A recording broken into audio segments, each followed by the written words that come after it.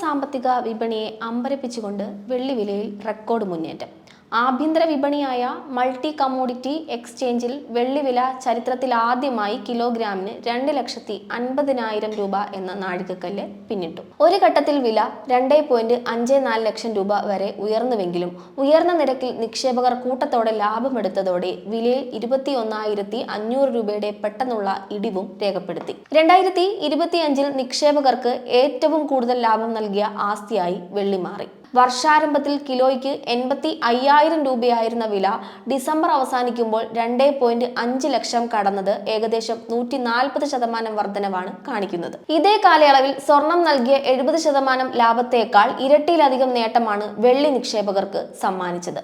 രാജ്യാന്തര വിപണിയിൽ ചരിത്രത്തിൽ ആദ്യമായി വെള്ളി ഔൺസിന് $80 മുകളിലെത്തി. വെള്ളിക്ക് ആഭരണങ്ങളെക്കാൾ കൂടുതൽ വ്യവസായ മേഖലയിലാണ് പ്രാധാന്യം.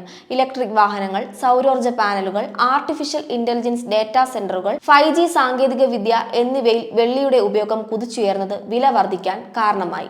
ലോകത്തെ മൊത്തം വെള്ളിയുടെ 60% വ്യവസായ ആവശ്യങ്ങൾക്കാണ് ഉപയോഗിക്കുന്നത്.